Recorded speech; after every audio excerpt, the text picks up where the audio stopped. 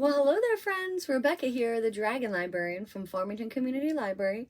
And Arlonth and I are here today to talk to you about a book that we think is absolutely really fantastic, and we hope that you will like it as well. It is a book that took me by surprise. I wasn't I wasn't knowing what to think about it, but once I read it, it really kind of has stuck with me.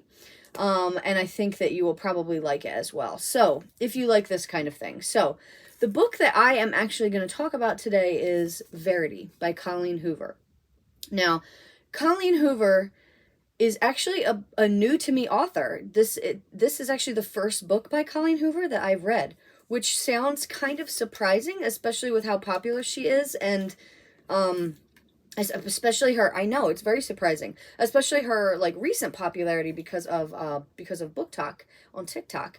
But Colleen Hoover is a really phenomenally popular author. Normally she writes romance, love stories, right?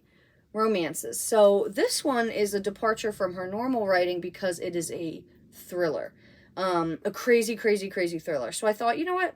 Everybody's talking about Colleen Hoover. I should probably read something by her so that I can, understand what all this hype is about. So I did, and it kind of blew me away, but not in the way I was expecting. It blew me away because this book is seriously messed up. This is a thriller that has so many twists and turns. None of them I caught or expected, and they were all insane. If you are a person that loves to read thrillers, if you love to be surprised and shocked and all these twists and endings that like completely blow you away, you have to read this book. Even if you are not a fan of Colleen Hoover, if you don't like some of her other works, like I said, I haven't read any of her other books that I think are mostly romances. I do want to read them now, especially after I've seen what she can do with this one. Now, this is a very short book. I think it's just over 300 pages, so it's really quick read. I read it in one sitting because I could not put it down. It was so, I want to say disturbing, and it was just gripping. It hooked me right from the beginning. So what is this book about? So this is about this struggling author whose name is Lowen. She is having a hard time. She's dealing with her mom who just passed away, but she's also having a hard time getting her writing together. By weird circumstances, and by weird circumstance, I mean messed up circumstances, she meets and is introduced to this husband of this wife that is an amazing author, whose name is Jeremy. Now, he is married to an author who is well known called Verity. Now, Verity has been in a accident. She is basically incapacitated and cannot write anymore. But Jeremy and Verity's publisher and everything want her books that she was working on to be completed. So they decide to go with Lowen to finish this book. So Lowen agrees to go to live at the estate where Verity and Jeremy and their son is living, to go through all Verity's notes to try to sort out and see what's going on so she can get the idea of how to finish this book.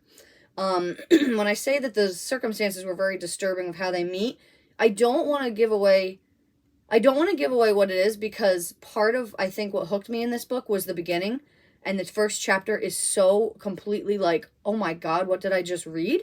I don't want to spoil that for anybody. So just know that they meet under very, very weird circumstances. She agrees to finish this book, goes out to live on this estate.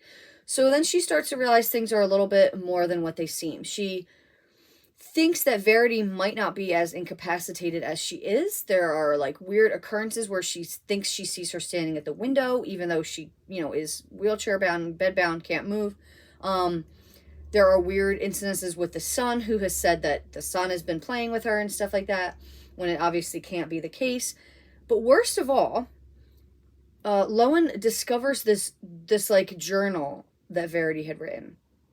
And in this journal, she comes to realize horrifying truths that paint Verity as a person that nobody knows really is. Like she's got this side of her that nobody knew about, and there's a lot of really horrific things in there that she has maybe done, maybe not done.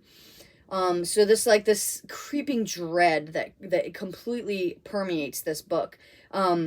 But like I said, then there are a couple huge twists. Huge, that I'm still reeling about. I read this book about 2 months ago, and every time I think about it, I'm like, Colleen Hoover, your brain is messed up. You have a messed up brain, Colleen Hoover, for writing this. And I love it, because I love a book that I can think about a lot way after the point of having read it, right? And I still am. That ending, holy crap. That is a crazy ending. So if you are really into thrillers, particularly domestic thrillers, if you love twists and turns, if you love trying to guess the ending, if you love really morally gray characters, because even Lowen, I liked her, but I didn't really like her at the same time, for reasons that you're going to have to read the book to see. So crazy book.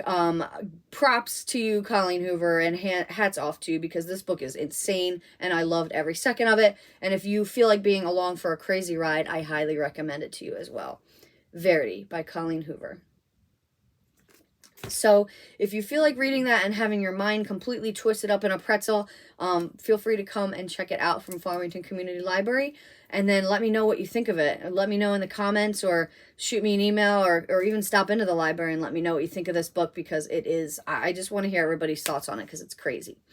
Thanks so much for watching, friends, and have a wonderful rest of the day.